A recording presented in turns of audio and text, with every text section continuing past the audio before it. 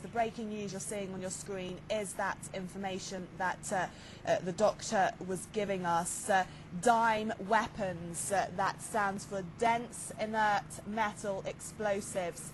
In a nutshell, what that is a bomb or missile that detonates with a powerful and lethal explosive but confined to a small area.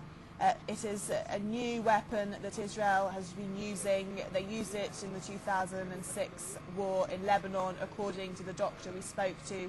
Also used it in Gaza in 2006. And now, according to that doctor outside the main hospital in Gaza, saying that it has been used, he said almost all of the patients, if not all of the patients that come into this hospital with severe amputations, show clear evidence that this weapon has been used.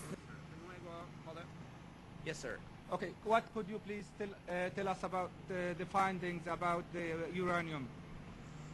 The findings about the uranium I cannot tell you much about, but I can tell you that we have clear evidence that the Israelis are using a new type of very high explosive weapons, which are called dense inert metal explosives, which is made out of a tungsten alloy. These weapons have an enormous power to explode. The power of the explosion dissipates very quickly. The strength does not travel long, maybe 10 meters. But those humans who are hit by this explosion, this pressure wave, are cut in pieces. This was first time used in Lebanon in 2006. It was used here in Gaza in 2006. And the injuries that we see in Shifa now, many of them, I suspect, and we all suspect, are the effect of DIME weapons used by the Israelis. On the long term, these weapons will have a cancer effect on those who survive. They will develop cancer, we suspect. It has been very little research on this, but some research has been done, among other places in the United States, which show that these weapons have a very high tendency to develop cancer. So they kill, and those who survive risk having cancer. Okay, and what is your saying about this? Well, as anything, everything, and all that is happening here in Gaza now, it is against international law, it is against humanity, and I think it is very much against what it means to be a decent person. You don't treat other people like this.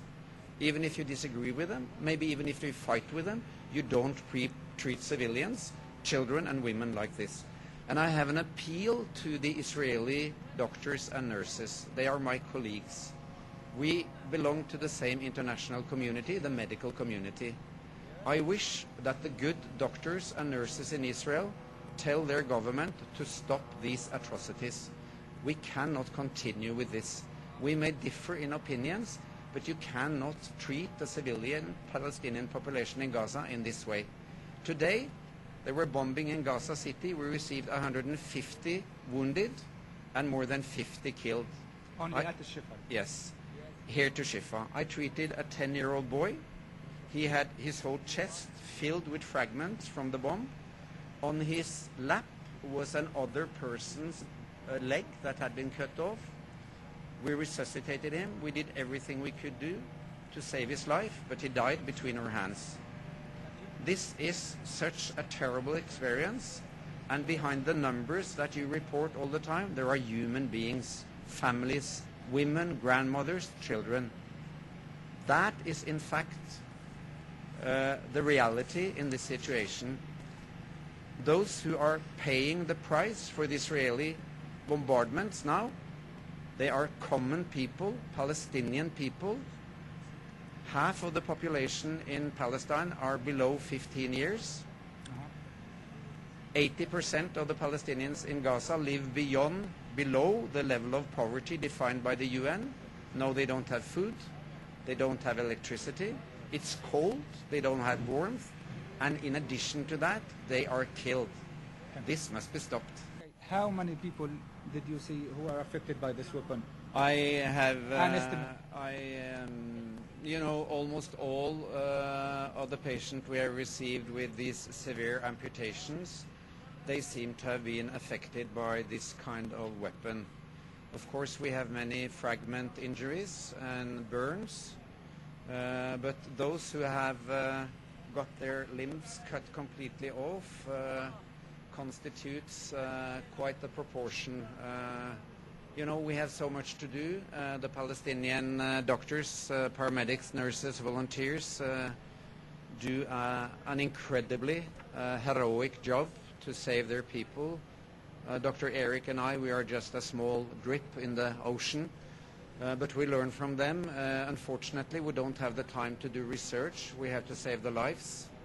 But this question should be researched by the international community, and it's due time that the international community pose the question what kind of weapons Israel are using against the Palestinians. So as you can hear, Dr. Gerbek thinks that this weapon has been affecting way too many Palestinians, at least too many of those patients whom he had to treat here at the Shifa hospital. He thinks this is being used as an experimental weapon. He thinks this should stop. He thinks it is threatening not only the lives of, it's not only killing people, it's on the long run threatening the life of too many other of the Gazan population, because it is causing in the long run one of the kind of the fastest leukemia, and it ends up killing people who are affected by it. The situation here is still the same. The very severe lack of medical disposables and medical equipment. The very appeal to all who are in relation with the international community to try as much as they can to facilitate the access of medical equipment and medical disposables.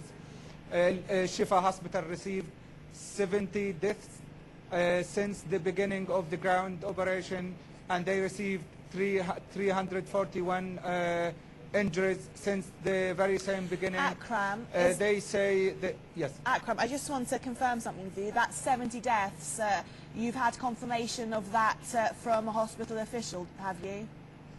Of course, we have a confirmation from medical authorities. They said they have 70 deaths, 21 children and 11 females, which means almost 50% of the deaths today, ever since the ground operation started, are children and women. Yes, and let's just let our viewers know those figures again, because those I can say with some certainty are the latest figures, and we'll be the first at broadcasting those, because we were hearing much less than that in the last moment. 70 deaths now, 21 children, 11 females. So that's the latest figure from medical hospital officials.